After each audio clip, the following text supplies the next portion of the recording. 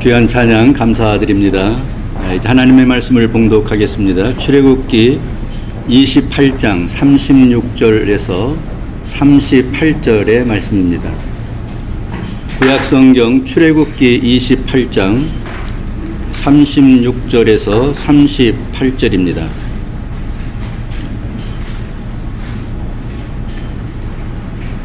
하나님 말씀을 오늘은 다 같이 함께 읽도록 하겠습니다. 36절, 37절, 38절입니다. 함께 봉독하십니다. 너는 또 순금으로 패를 만들어 도장을 새기는 법으로 그 위에 새기되 여호와께 성결이라 하고 그 패를 청색끈으로 관 위에 매되 곧 관 전면에 있게 하라. 이 패를 아론의 이마에 두어 그 이스라엘 자손이 거룩하게 드리는 성물과 관련된 죄책을 담당하게 하라. 그 패가 아론의 이마에 늘 있으므로 그 성물을 여호와께서 받으시게 되리라. 아멘. 이 시간 하나님 말씀 나누기 전에 함께 기도하는 시간을 갖겠습니다. 기도는 하늘에 있는 능력을 다운로드하는 것이다 라는 말이 있습니다. 구하면 얻게 됩니다. 찾는 이마다 찾게 됩니다. 문을 두드리면 열리게 됩니다. 이 시간에 함께 합심해서 기도하시겠습니다. 고맙고 감사하신 아버지 하나님, 은혜를 감사합니다. 주님께서 오늘 함께 하시고 도우시고 함께해 주셔서 저희 변천과 능력으로 함께 하시고 오늘 예배위에 주님 함께 하셔서 우리가 구하고 찾고 문을 두드리는 모든 기도를 응답해 주시옵소서. 우리 성도들이 아버지 하나님이여 많은 기도의 제목을 가지고 있습니다. 자녀들을 위한 기도의 제목들, 또 건강을 위한 기도의 제목들, 나라와 민족을 위한 기도의 제목들, 하나님 아버지, 우리가 인간이 할 수 없는 문제들을 주님 앞에 내놓고 구합니다. 구하는 일마다 다 찾게 하여 주시옵소서. 찾는 이가 찾게 하시고 문을 두드리는 자에게 열리는 축복이 열려서 우리 성들이 교회에 와서 기도한 모든 기도 제목들이 다 응답받는 은혜가 넘치게 주여 도와주시옵기를 원하옵고 기도하옵나이다. 주의 성령과 능력으로 함께 하셔서 주의 변천과 능력으로 역사하시고 아버지 선량한 능력과 은혜 가운데 충만케 나가게 부족함이 없도록 여호와여 도우시고 역사하시고 함께하여 주시옵소서. 기도함으로 모든 걱정을 물리치고 염려를 물리치고 승리하는 삶을 살아갈 수 있도록 주여 도와주시옵소서. 아버지 하나님, 정말 이 시대는 기도가 필요한 시대입니다. 아버지, 많은 사람들이 길로 나가고 있습니다. 우리가 생각하고 오는 대로 바른 길로 가지 못하고 있습니다. 아버지, 영적으로 정신적으로 바른 길로 돌아올 수 있도록 회개하고 주님 앞에 돌아오도록 주의 은총을 베푸시고 역사하시고 함께하여 주시옵소서. 거룩한 자비 은총으로 역사해 주시겠습니다. 오늘 시간에 부족한 종에게 주님이 함께하시고 성령으로 감동하시고 역사하시고 함께해 주시옵소서. 우리가 하나님 앞에 기도하는 모든 기도의 응답을 받고 하나님의 영광 영광 돌리는 귀한 하루가 되도록 도우시고 역사하시고 늘 함께하여 주시옵소서.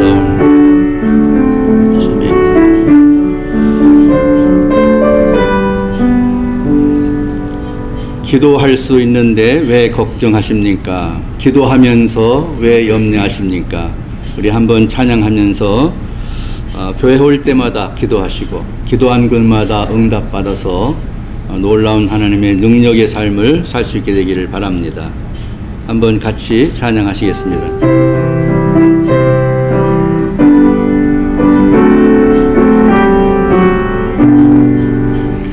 기도할 수 있는데 왜 걱정하십니까?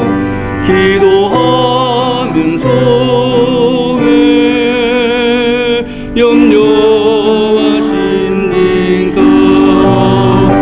기도할 수 있는데 왜 걱정하십니까? 기도하면서 왜 방황하십니까? 주님 앞에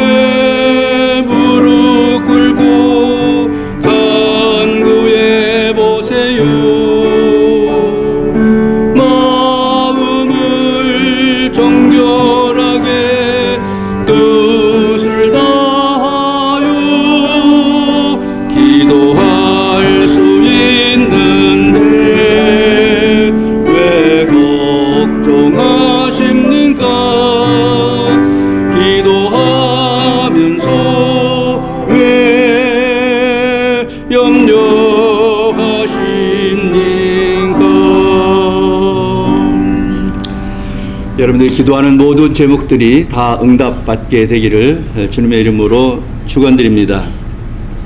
오늘은 제사장의 할 일, 그런 제목으로 하나님 말씀을 나누겠습니다. 여러분 성경을 다 한번 펴놓으시고요. 출애굽기 28장을 펴놓으시기 바랍니다. 너무 길어서 몇 절만 읽었는데요. 출애굽기 28장 전체를 오늘 말씀을 좀 나누려고 합니다.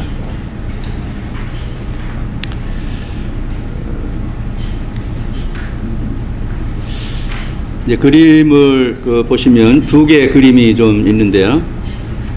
구약 시대에서 제사는 처음에는 가장이 리더가 되어서 가족들이 제사를 드리는 것이었습니다.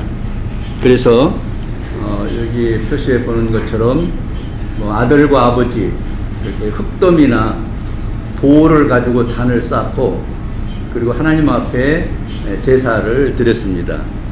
이게 구약에서 가장이 중심이 돼서 드린 그런 가정제단이라고 할 수 있습니다. 근데 우리가 출애굽기를 읽으면서 성막을 하나님께서 만들어라 하셨습니다. 이 성막을 만든 다음에는 이렇게 그 성막을 만들게 되고 이 성소와 지성소가 있고 뜰이 있는 이 성막을 이스라엘 백성들이 가는 곳마다 이걸 뜯어서 옮겨 가지고 갔습니다. 그래서 머무는 곳에 이 성막을 설치를 하는 거예요. 그리고 제사를 드려요. 이게 민족적인 제사가 됐습니다. 국가적인 제사가 된 거죠. 그래서 여기서 제사를 드릴 수 있는 사람이 필요했어요. 그래서 생긴 것이 제사장입니다. 그래서 이 성막을 만든 다음에 하나님께서 모세에게 말씀하셔서 너는 이게 성막에서 제사를 드릴 수 있는 제사장을 임명을 하라, 이렇게 말씀을 하십니다. 그게 출애굽기 28장 1절입니다. 같이 한번 읽어보겠습니다. 너는 이스라엘 자손 중 내 형 아론과 그의 아들들 곧 아론과 아론의 아들들 나답과 아비후의 엘리아살과 이다마를 그와 함께 내게로 나오게 하여 나를 섬기는 제사장 직분을 행하게 하되. 여기 보면은 이제 모세를 통해서 모세의 형인 아론을 제사장으로 삼아라. 그리고 아론에게 4명의 아들이 있는데 여기 이름이 여기 나와 있습니다. 이 4명의 아들도 제사장을 삼아라. 그래서 레위기에 보면은 이제 이렇게 제사장을 삼기 위해서 모세가 아론의 머리 위에 그 자녀들 머리 위에 기름을 붓죠. 제사장을 삼는 예식이 레위기서에 자세히 나와 있습니다. 근데 오늘 그 1절에서 보신 것처럼 그러면 이런 이 제사장을 만든 다음에 어떤 임무를 주셨느냐. 우리가 잘 알듯이 하나님을 섬기는 임무를 제사장들에게 준 거예요. 제사를 드릴 수 있도록요. 근데 특이한 것은 28장 1절에 보면은 그와 함께 나오게 하여 그랬어요. 그와 함께 나오게 하는 말은 이 그는 아론의 아들들을 얘기하는 거예요.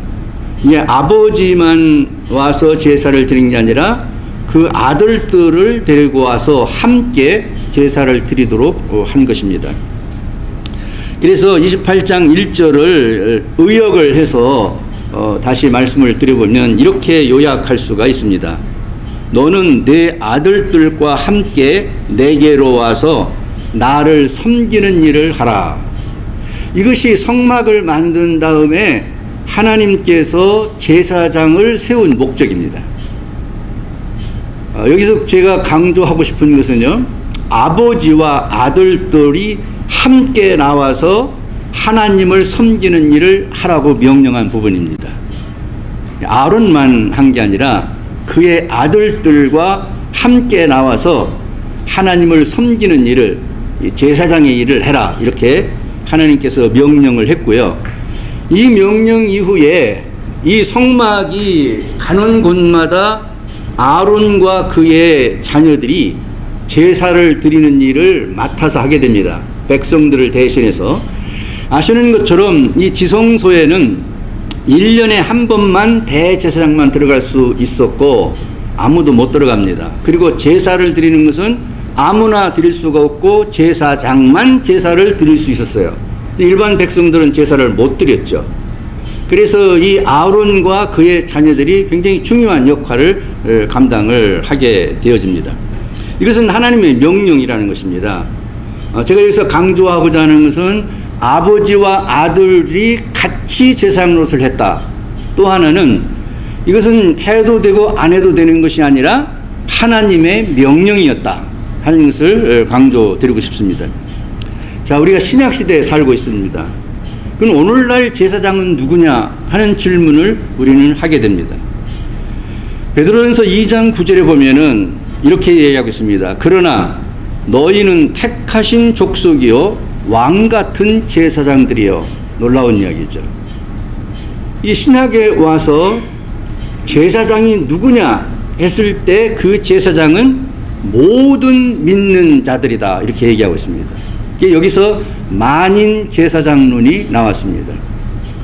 특별히 종교개혁에서 가장 중요한 것 가운데 하나입니다.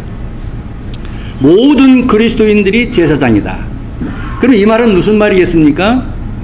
이 아버지와 아들이 제사장 노릇을 구약에서는 했지만 신약에서는 예수님께서 피를 흘려 돌아가 주심으로 지성소와 성소의 휘장이 찢겨졌어요.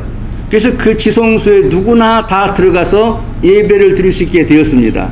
그래서 모든 자들이 다 제사장인 것입니다. 혹자는 사람들이 생각할 때 목사니까 제사장이고 다른 성도들은 제사장이 아니다 이렇게 얘기할 수 있는데 그렇지 않습니다. 모든 그리스도인이 저도 여러분도 다 제사장입니다. 그래서 너희는 택하신 족속이요 그리고 왕같은 제사장들이다 이렇게 선언하고 있습니다. 그래서 이 제사장인 우리가 할 수 있는 특권이 몇 가지가 있는데요. 예배를 드릴 수가 있습니다. 첫째로 베드로전서 2장 5절에 보면요 너희도 하나님이 기쁘시게 받으실 신령한 제사를 드릴 거룩한 제사장이 될지니라. 너희가 제사장이 되었기 때문에 뭘 할 수 있어요? 예배를 드릴 수 있는 특권이 생긴 것입니다. 여러분 하나님을 누구나 다 예배할 수 없습니다. 그런데 하나님을 예배할 수 있는 자가 누구냐면 제사장인데 그 제사장이 누구냐면 하나님이 선택한 족속, 오늘날로 말하면 예수 그리스도를 믿는 그런 사람들이라는 것입니다. 그래서 여러분과 제가 예배를 드릴 수 있는 자격을 가지게 된 것이 바로 이러한 역사적인 사실이 있게 되는 것입니다. 또 하나는 기도할 수 있는 권리도 없었습니다. 구약에서는 제사장만 기도할 수 있습니다. 백성들의 죄를 대신해서 하나님께 알려주는 것이죠. 그렇지만 신약에서는 우리가 제사장이 되었기 때문에 우리가 직접 하나님 앞에 기도할 수 있게 되었습니다. 성경을 읽어봅니다. 디모데전서 2장 1절 같이 읽습니다. 그러므로 모든 사람을 위하여 간구와 기도와 도구와 감사를 하되. 여러분 기도할 수 있는 특권을 부여받은 것입니다. 또 하나는 찬송할 수 있는 권리도 우리가 받은 것입니다. 히브리서 13장 15절에 보면 그러므로 우리는 예수로 말미암아 항상 찬송의 제사를 하나님께 드리자. 우리가 제사장이기 때문에 찬송도 직접 드릴 수가 있는 것입니다. 그래서 여러분 예배 드리는 것이 별거 아닌 것처럼 생각하는 믿지 않는 사람들 세계에서 있습니다. 그리고 특권이라는 사실을 오늘 아시게 되면 아무나 예배 드릴 수 없습니다. 아무나 다 하나님을 찾는다고 하나님이 받아주지 않습니다. 택하신 족속 제사장이 된 여러분들의 예배만 받으시는 것입니다. 제사장이 된 여러분의 기도만 들으시는 것입니다. 제사장이 아닌 사람들의 기도는 아무리 기도 듣지 않으십니다. 하나님께서 찬송 부를 수 있는 특권도 여러분에게만 있는 것입니다. 그래서 우리 교회가 예배를 드리고 기도하고 찬송하는 것을 그렇게 소중하게 생각하는 것입니다. 이것이 구약에서 보면 어떻게 얘기했다고요? 명령한 거예요. 너희들이 나를 섬기면서 살아라. 근데 나를 섬기는 것은 누가 할 수 있어요? 제사장만 할 수 있다는 말이죠. 근데 이것이 오늘날 신약에 와서는 우리들 모두가 다 제사장이라고 말씀을 해주시면서 우리를 통해서 예배를 받으시기를 원하시고 기도를 받기를 원하시고 찬송을 받기를 원하시는 것입니다. 여러분 정말 이 특권을 잘 사용하셔야 됩니다. 찬송 많이 부르시고 기도도 많이 하고 예배도 많이 드리셔야 됩니다. 하나님의 명령이고 그걸 통해서 하나님이 섬김을 받겠다고 했기 때문입니다. 큰일 날 뻔했지 않습니까? 우리가 구약의 그 아브라함에게처럼 말이죠. 야, 내 아들을 나한테 바쳐라. 그러면 어떡할 뻔했습니까? 큰일 나잖아요. 그런데 그 아들을 누가 대신 우리에게 줬습니까? 하나님께서 자기 아들을 우리를 위해서 바쳐줬습니다. 그리고 나서 하는 말이 너희는 나를 섬기는 방법을 내가 주는데 네 아들을 나한테 바치라고 하지 않겠다. 네가 가지고 있는 건강이나 물질도 나한테 바치라 그렇게 말하지 않겠다. 나를 섬기는 방법은 나한테 예배하는 것이다. 나에게 기도하는 것이다. 나에게 찬송 부르는 것이다. 네가 찬송하면 내가 그걸 통해 섬김을 받고 기뻐하겠다. 네가 기도하면 그 기도를 듣는 즐거움으로 내가 기쁨으로 살겠다. 네가 예배하면 그 예배를 받고 내가 즐거워하고 기뻐하겠다. 그걸로 섬김을 받겠다는 거예요. 그래서 우리는 끊임없이 예배를 드리고 기도하고 찬송을 드리게 되는 것입니다. 우리가 아는 하나님이 어떤 하나님입니까? 천지 만물을 창조하신 분이십니다. 이 하나님이 어떤 분이십니까? 이 세상의 모든 것을 통치하는 통치자십니다. 그분이 누굽니까? 이 세상의 종말에 이 만물과 세상의 모든 사람을 심판할 권세를 가지신 분이십니다. 그분이 하나님입니다. 그분이 우리에게 이런 예배를 받으시겠다는 거예요. 이런 찬송과 기도를 받으시면서 섬김을 받겠다는 거예요. 그것을 명령을 해주신 것입니다. 한번 다시 말씀을 읽어봅니다. 출애굽기 28장 1절입니다. 큰 소리로 한번 읽어보시겠습니다. 시작. 너는 이스라엘 자손 중 내 형 아론과 그의 아들들 곧 아론과 아론의 아들들 나답과 아비후와 엘리아살과 이다마를 그와 함께 내게로 나오게 하여 나를 섬기는 제사장 직분을 행하게 하되. 할렐루야. 이렇게 명령한 것입니다. 두 번째로 생각할 것은요, 이런 제사장의 자격이 뭐냐 하는 것입니다. 여러분 조금 이렇게 좀 풀어서 쉽게 하기 위해서 이렇게 단어를 좀 씁니다. 이 제사를 드림으로 예배를 드림으로 하나님이 섬김을 받는데, 그럼 어떤 사람이 어떤 자격이 있는 사람이 예배를 드릴 수 있고 찬송할 수 있고 기도할 수 있느냐, 자격을 규정을 해 주셨어요. 28장 3절을 보면요, 아론의 옷을 지어 그를 거룩하게 하여 내게 제사장 직분을 행하게 하라. 아론에게 거룩한 옷을 입히라는 것입니다.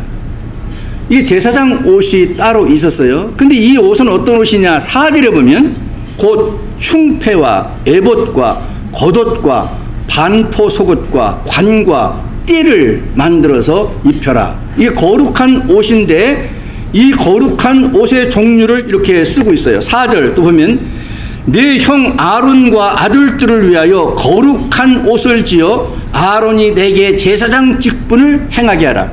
거룩한 옷을 입히라는 것입니다. 이게 여러분 보일지 모르겠는데 이게 제사장이 예복입니다. 예복인데 겉옷과 속옷도 지으라는 거예요. 이 관을 이렇게 씌우고요. 그 다음에 이 위에 옷을 이렇게 입히고 허리에 띠도 띠고 이런 복장인데요. 이것을 하나님께서 하나하나씩 색깔은 뭘로 할 것이며 그 다음에 재질은 어떤 천을 사용하실 것이며까지도 규정을 해주셨어요. 조금 나중에 살펴보겠습니다만은, 그런데 그 옷은 어떤 옷이냐, 거룩한 옷이라는 거예요. 거룩한 옷이라. 이 거룩한 옷을 입지 않고는 제사장 자격이 없기 때문에 제사를 드릴 수 없는 거예요. 조금 더 나아가 보겠습니다. 우리가 하나님을 섬기는 임무를 가진 것이 제사장인데 그 제사장의 자격은 거룩한 옷을 입어야 된다 얘기했는데요. 여러분 성경 5절 6절을 한번 보시기 바랍니다. 거기 보면 이 옷의 재료는 배실로 만들어라 그랬어요. 이 배실로 겉옷도 만들고 속바지도 만들고 속옷도 만들어라. 근데 성경에 보면 이 배실로 만든 옷을 입은 사람들이 여러 사람 있습니다. 사무엘 선지자는 날 때부터 이 배실로 만든 옷을 입고 살았습니다. 사무엘 선지자는. 또 요셉이 국무총리가 되었을 때 이 배실로 만든 그런 옷을 입었습니다. 모르드게가 왕 앞에, 아하수르 왕 앞에 나갈 때에 이 배실로 만든 옷을 입고 나갑니다. 다윗이 법궤가 예루살렘 성으로 들어올 때 춤췄던 거 있죠. 그때 다윗이 입었던 옷이 바로 이 배옷입니다. 그리고 이 성막을 만들 때에 그 휘장이 있는데 그 휘장의 천도 배실로 되어 있습니다. 자, 그러면 이 배가 뭐냐 하는 것입니다. 영어로는 린넨이라고 부르는데요. 이것은 우리말로 좀 해석을 해보면 삼나무로 만든 천입니다. 이것을 배실이라고도 부르고 배옷이라고도 부르고 우리 한국말 성경에 익숙한 세마포라고도 불리는 게 바로 이 천입니다. 가는 배실이라고 불리기도 했습니다. 고급으로 된 천인데요. 그럼 도대체 이 세마포는 어떤 사람들이 입는 곳이고 어떤 때 입는 옷이었느냐, 신약으로 해석을 하면 계시록 19장 8절 9절을 읽어봅니다. 같이 읽습니다. 그에게 빛나고 깨끗한 세마포 옷을 입도록 허락하셨으니 이 세마포 옷은 성도들의 옳은 행실이로다 하더라. 천사가 내게 말하기를 기록하라. 어린 양의 혼인잔치에 청함을 받은 자들은 복이 있도다 하고 또 내게 말하되 이것은 하나님의 참되신 말씀이라 하기로. 자, 여러분 신약에서 이 세마포가 어떤 옷인가를 말하는데요. 성도들이 예수를 잘 믿고 주님이 재림하셨을 때에 성도들이 공중에 재림하신 주님께로 휴거되어 가서 혼인잔치를 벌립니다. 그 혼인잔치인데요. 이 혼인잔치에 청함을 받은 자들이 무슨 옷을 입고 나타나냐면 이 세마포를 입고 나타난다는 것입니다. 이 세마포는 무슨 옷이기에 그렇습니까? 거룩한 옷의 상징이라는 거예요. 왜 거룩한 상징의 옷입니까? 이 옷의 특징이 뭐냐면 옳은 행실이라는 것이에요. 옳은 행실. 옳은 행실을 한 사람한테 입힌다는 것입니다. 근데 이 옳은 행실은 또 더 해석을 하면 그것은 참되신 말씀을 의미한다. 이렇게 해석을 해주고 있어요. 이건 천사가 해석을 한 내용입니다. 그러니까 이 거룩한 옷, 세마포로 만든 배실로 만든 옷을 입혀서 거룩한 옷을 입히라는 소리는 같은 말입니다. 옳은 행실을 한 것이다. 이 사람은 거룩한 사람이다. 이 사람은 참된 말씀으로 무장된 사람이다. 이런 것들을 의미한다는 것입니다. 또 하나 있습니다. 계시록 19장 13절 14절 봅니다. 또 그가 피 뿌린 옷을 입었는데 그 이름은 하나님의 말씀이라 칭하더라. 하늘에 있는 군대들이 희고 깨끗한 세마포 옷을 입고 백마를 타고 그를 따르더라. 피 뿌린 옷이 세마포다. 이렇게 말합니다. 근데 그 피 뿌린 그 옷이 어떤 옷이냐면은 어떤 사람이 말하는데 하나님의 말씀이라고 말하더라. 이렇게 가르쳐 준 거예요. 자, 이제 짐작을 하실 수 있겠습니까? 거룩한 옷을 제사장은 입어야 된다는 거예요. 거룩한 옷을 입지 않고는 하나님 앞에 나가서 제사를 드릴 수 있는 자격이 없는 거예요. 여러분 대제사장 옷을 보여줬는데요. 이 대제사장의 옷 가운데에 제일 밑에 부분에 보면은 여기 방울이 달려 있습니다. 석류로 만든 이 방울을 이렇게 달았는데 이거 왜 다느냐면요. 대제사장이 1년에 한 번 지성소에 들어가서 백성들을 대신해서 속죄제를 드릴 때 만약 이 대제사장이 어떤 죄가 있으면 이 지성소에서 죽습니다. 이 지성소는 하나님이 계신 곳이잖아요. 하나님은 너무 거룩한 분이고 깨끗한 분이기 때문에 죄가 근접할 수 없습니다. 그가 죄가 있으면 안에 가서 죽습니다. 그래서 이 딸랑이를 붙인 이유가 다른 여러 가지 이유도 있지만 그 이유 가운데 하나는 뭐냐면 지성소에 들어가서 제사를 집전할 때 밖에서 듣고 있어요. 딸랑딸랑 하는 소리를. 만약 소리가 안 나면 죽은 겁니다. 그러면 끌어내고 다른 제사장을 들여보내는 거예요. 그렇게 거룩한 것입니다. 그러니까 하나님은 너무 거룩한 분이시기 때문에 죄를 가지고는 그 앞에 갈 수가 없는 거예요. 그래서 아론이 제사장으로서의 자격을 갖추는 것이 뭐냐면 거룩한 옷을 입히라는 거예요. 여기 중요한 의미가 들어있습니다. 이 아론이 정말 거룩한 사람이었을까요? 죄를 짓지 않았을까요? 그렇지 않습니다. 아론도 죄인이었고 죄를 많이 지은 사람이었을 것입니다. 그런데 거룩한 옷을 왜 입히라고 하는 걸까요? 그게 말씀의 옷이기 때문에 그래요. 피 뿌린 옷이기 때문에 그래요. 그것이 주님이 인정해주는 의인이라는 뜻이에요. 거룩하지 못하지만 거룩한 하나님이 옷을 입혀가지고 아론이 갖고 있는 허물을 가리워주는 것입니다. 이것을 우리가 뭐라고 말합니까? 은혜라고 말하는 것입니다.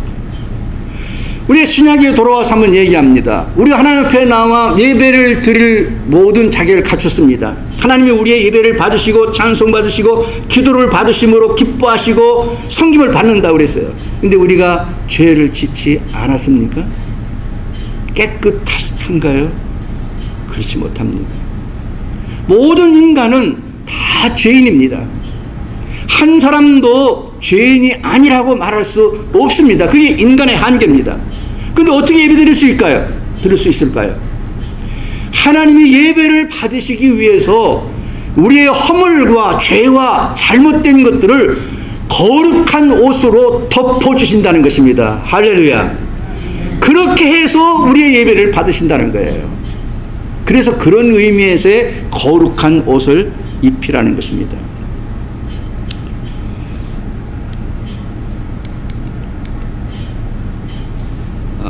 이 시대의 제사장의 자격을 다시 한번 정리해 봅니다.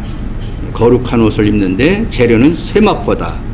거룩한 옷은 옳은 행실이에요. 내가 옳은 행실을 했기 때문에 옳은 사람이 아니라 예수 그리스도를 통해서 용서를 받았기 때문에 옳은 행실이에요. 피 뿌린 옷은 그 의미예요. 예수 그리스도의 피를 뿌려서 우리 죄를 용서했기 때문에 그 옷을 입은 자는 거룩한 자가 되는 거예요. 말씀이 그렇게 쓰이기 때문에 그 말씀대로 되어지는 거예요. 그래서 이 시대의 제사장 자격은 거룩한 옷을 입은 자인데 예수 그리스도가 흘리신 피 뿌린 그 은혜로 우리를 죄 없는 것처럼 덮어서 거룩한 옷을 입혀가지고 그 거룩한 옷을 입은 자들을 통해서 하나님이 섬김을 받는 것입니다. 찬송을 받는 거예요.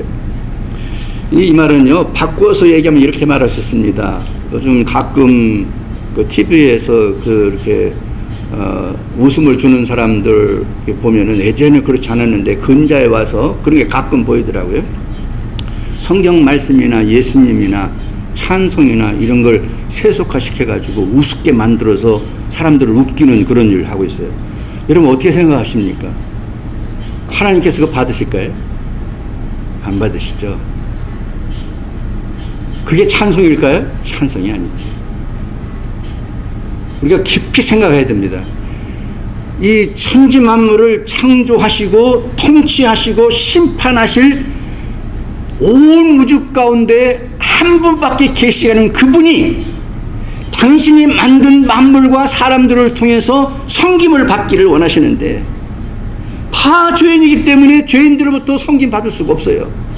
죄인들의 기도 듣지 않으세요. 죄인들의 찬송 받지 않으셔요. 그래서 하나님께 택하신 것이 뭐냐면 당신의 아들 예수 그리스도를 저들의 죄 대신 죽여가지고 우리를 거룩하다고 옷을 입혀주는 거예요. 네가 옳은 사람이라고 의인이라고 말해주는 거예요. 그렇게 해가지고 그들의 입술을 통해서 나오는 기도를 받고 찬송을 받고 예배를 받으시게 되는 것입니다. 그래서 예배 드릴 수 있는 자격을 갖춘 자가 누구냐? 예수 그리스도가 흘린 피로 거룩해진 사람이라고 정의할 수가 있습니다. 마지막 하나만 더 말씀드리겠습니다. 28장 38절에 보면은요, 이 패를 아론의 이마에 두어 그가 이스라엘 자손이 거룩하게 드리는 성물과 관련된 죄책을 감당하게 하라. 그 패가 아론의 이마에 늘 있으므로 그 성물을 여호와께서 받으시게 되리라. 좀 설명이 좀 길게 필요한데요. 여러분 집에 가서 28장을 좀 여러 번 읽어보시기 바랍니다. 간략하게 요약하면 이런 것입니다. 제사장 아론의 이마에다가 패를 붙인다는 것입니다. 뭘 갖다 붙이는데 뭘 붙이느냐면은 36절 보세요. 너는 또 순금으로 패를 만들어 도장을 새기는 법으로, 이렇게 자세히 얘기하셨어요. 순금으로 패를 만들어서 도장을 새기는 법으로 이렇게 파가지고 그 위에 새기는데 뭐라고 새기느냐면 여호와께 성결 이렇게 쓰라는 거예요. 그걸 붙이라는 거예요. 이마에다가. 누구 이마에다가? 제사장이 이마에다가. 여러분 제사를 하나님께서 받으실 때에 하나님이 받으시는 제사는 이 성결이어야만 합니다. 거룩하지 않은 것은 하나님 근처에 갈 수가 없습니다. 그래서 이 아론 제사장의 이마에다가 여호와께 성결이라고 도장을 파듯이 순금에다가 파가지고 붙이고 다니라는 거예요. 무슨 말입니까? 아론은 성결하지 않습니다. 예배드리는 우리도 성결하지 않습니다. 그런데 그 여호와께 성결이라는 표를 하나님이 보시고 그가 지은 죄, 그가 잘못한 옳지 못한 행실들을 다 덮어주시겠다는 거예요. 이것이 하나님의 놀라운 은혜입니다. 죄 용서를 확인하는 것이고요. 그리고 그때야 그 백성들이 드리는 예물도 받으시겠다고 말합니다. 성결하다고 인정되어야 받는다는 거예요. 여러분 좀 어떻게 생각하실지 모르겠습니다. 미국 교회에서 일어난 일인데요. 복권에 당첨이 됐어요. 100만 불이 당첨이 됐는데 어떤 분이 교회에다가 헌금을 했어요. 그 교회가 굉장히 이 100만 불의 헌금 때문에 혼란이 일어났어요. 한쪽에서는 아니 복권을 가지고 탄 상금이 헌금이 될 수가 있느냐, 이 일을 제기했어요. 하나님 거룩한 분인데 정당한 방법으로 얻은 물질을 하나님이 기쁘게 받으시지 정당하지 못한 물질을 하나님께 드린 것을 하나님이 받았다고 할 수 있느냐, 하나님 받으시지 않는 걸 우리가 헌금으로 받을 수가 있느냐, 이의가 일어나는 거예요. 여러분 어디가 이겼다고 생각하십니까? 누가 이겼을까요? 그런 얘기를 누가 하니까요, 어떤 분이 그러더라고요. 아니 우리 교회도 헌금하지 그러면 나는 뭐 일도 뭐 의심하지 않고 헌금으로 받을 텐데. 어떻게 생각하십니까? 여러분 생각해야 됩니다. 이 세상이 물질 만능으로 세속적으로 젖어 있기 때문에요, 하나님에 대해서도 우리가 가지고 있는 가치관을 가지고 접근하는 경우가 있습니다. 여러분 교회에 돈만 내면 다 헌금입니까? 아닙니다. 그 헌금으로 사람들은 처리할 수 있을 겁니다. 그러나 하나님이 받으시느냐 하는 문제는 다른 문제입니다. 그런데 하나님이 받으시는 물질이 있어요. 오늘 여기 보니까 그게 죄악된 물질이었고 잘못된 물질일지라도 여호와께 성결이라고 쓴 표를 보고 받아주겠다는 거예요.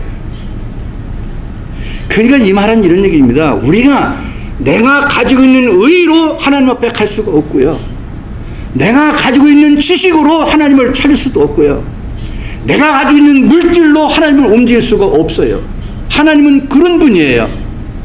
그렇지만 죄가 있어서 멸망할 수밖에 없는 죄라 할지라도, 그가 살인죄를 짓고 강도질을 한 그 죄일지라도, 사소한 잘못을 한 자일지라도 당신의 아들을 십자가에 내서 피를 흘려 죽게 한 죄를 믿기만 하면 그 모든 죄를 다 용서하고 여호와께 성결이라는 표를 보고서 다 덮어주시겠다는 거예요.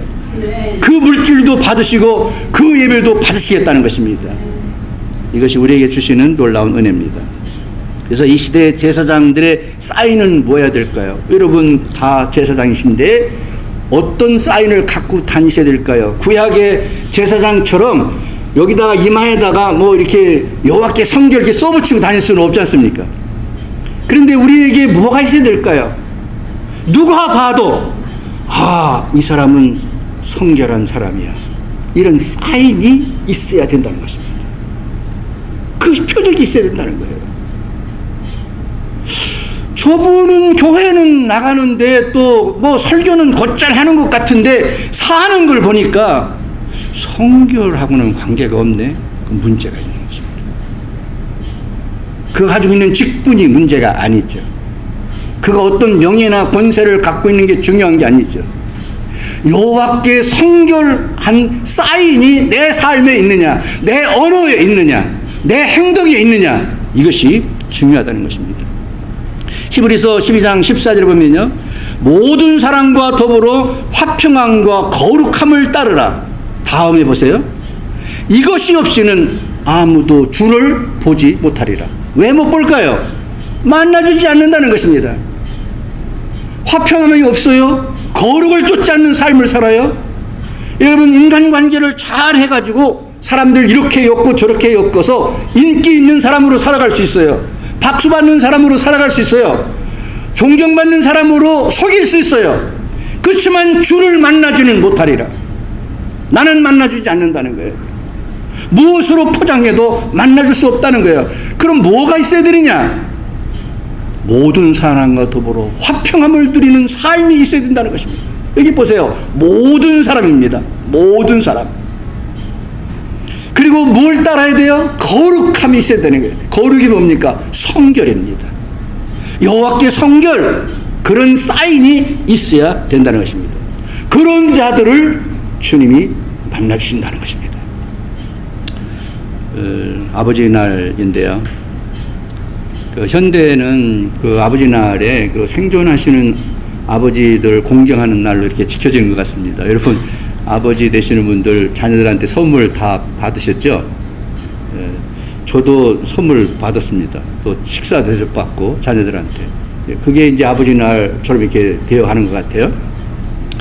근데 이 아버지 날이 생긴 유래를 보면은요, 아버지를, 살아계신 아버지를 공경하는 건 아니었어요.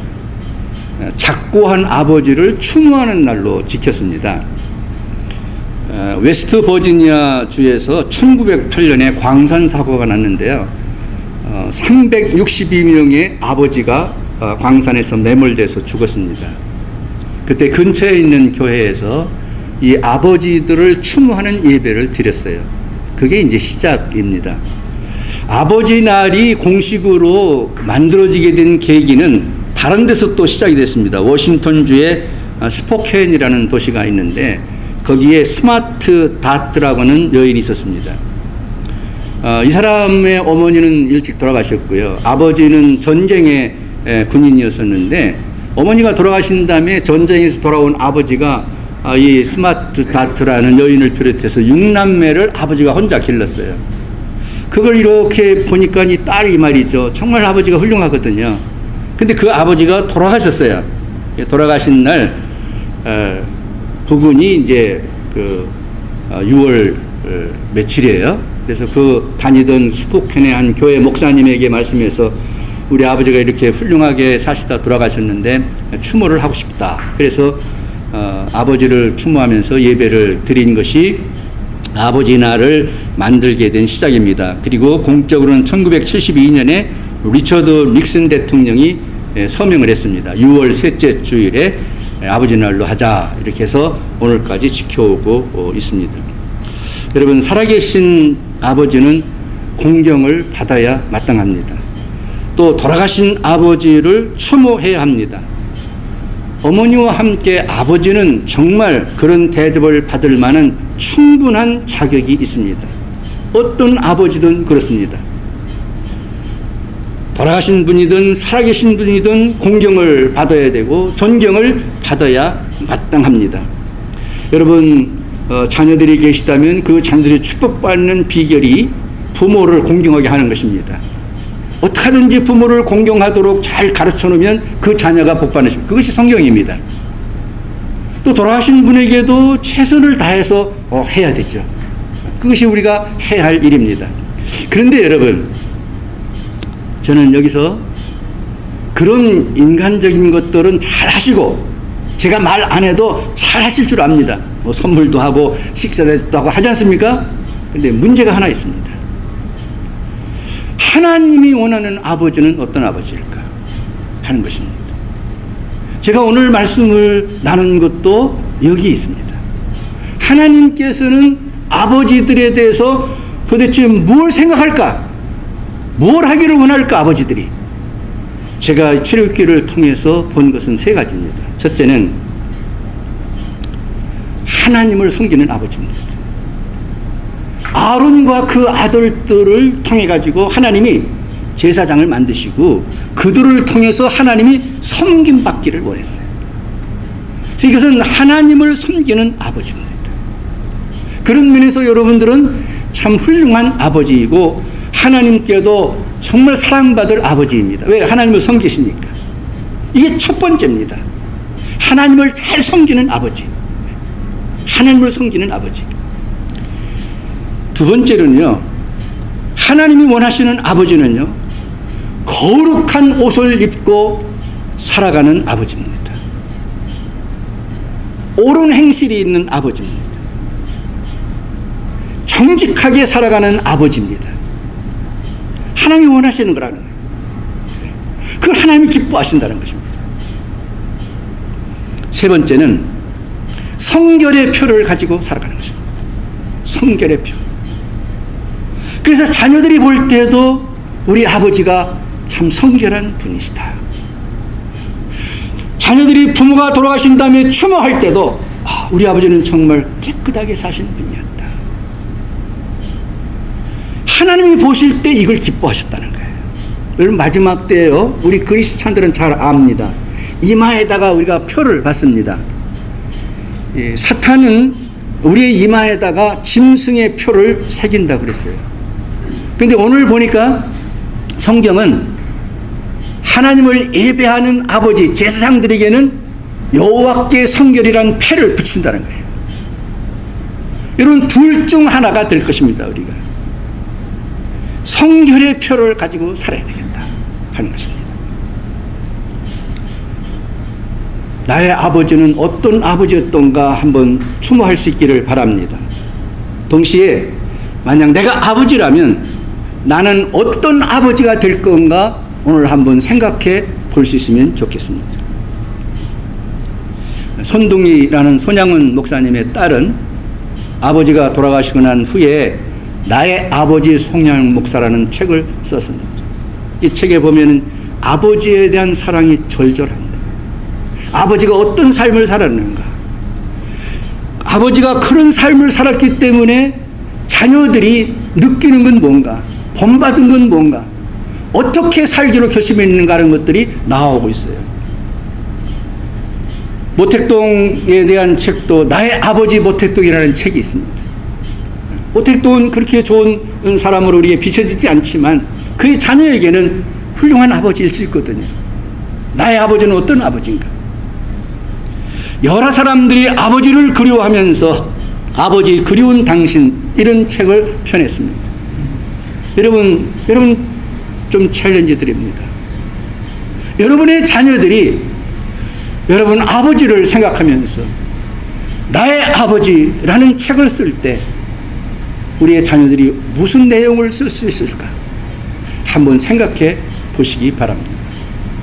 우리의 인생은 이 땅에서 삶은 가정이라고 하는 최소의 그 단위에서 모든 것이 시작합니다. 만약 우리가 낳은 자녀들로부터 존경받는 아버지가 된다면 그 아버지는 훌륭한 아버지겠죠. 우리 아버지는 나의 오너야, 그렇게 말한다면 그 아버지는 승리한 아버지겠죠. 그럼 어떻게 살면 그렇게 될까요? 저는 확신합니다. 하나님이 생각하는 아버지가 되시면 됩니다. 하나님이 생각하시는 아버지. 저는 종종 저도 아들과 딸을 둘을 뒀는데요, 그 아이들을 생각합니다. 내가 만약에 죽게 되고 난 다음에 어떤 아버지로 보일까? 욕심 많은 아버지로 보일까? 명예를 탐하는, 돈을 좋아하는 아버지로 아이들한테 각인되지는 않을까? 정의롭지 못한 아버지로 보여지면 어떻게 될까? 그런 생각들을 종종 해봅니다. 굉장히 제 삶에 도움이 됩니다. 내 자식을 위해서라도 내가 이 분야에서 욕심을 부려서는 안 되겠다. 내가 물질적이나 세상의 가치관에 중심을 두고 살아서는 안 되겠다는 생각을 할 수 있기 때문입니다. 여러분, 신앙은 우리의 삶입니다. 그리고 결단입니다. 이 결단을 통해서 우리의 삶이 하나님이 원하시는 대로 바꿔지는 것이 신앙생활입니다. 여러분들의 물질관은 어디에 있습니까? 여러분이 세상에서 승리하는 성공의 목표는 어디에 있습니까? 마지막 마무리를 무엇을 통해서 하시길 원하십니까?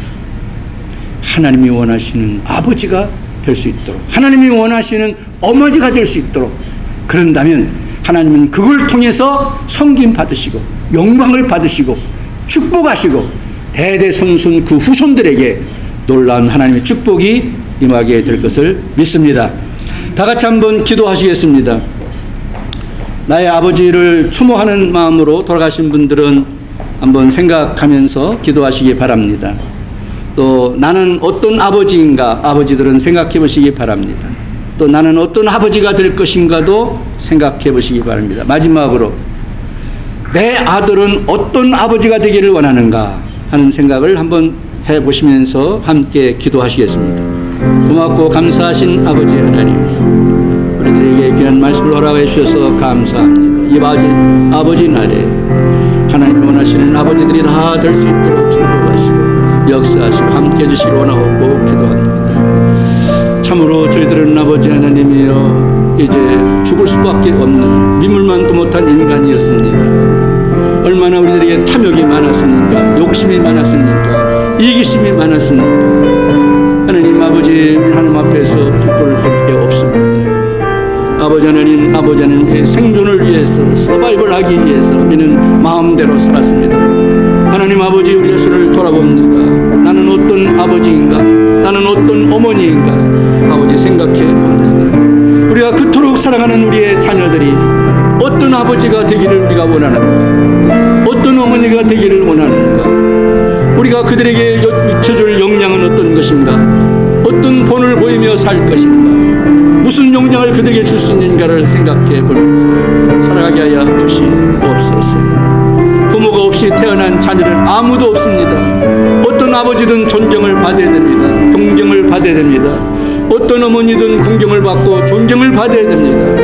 그런 아버지 하나님이 원하시는 아버지는 우리의 로망입니다. 하나님이 원하시는 어머니는 우리가 찾아가야 할 길입니다. 주리를 도우시고 함께 주옵소서. 성령이여 역사하여 주시옵소서.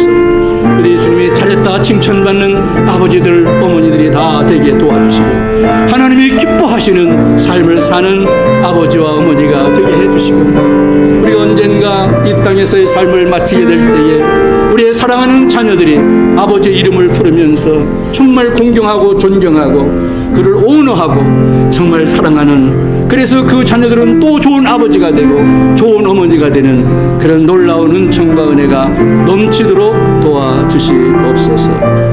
이와 같이 비올 때에 예수님의 이름으로 기도하옵나이다. 아멘.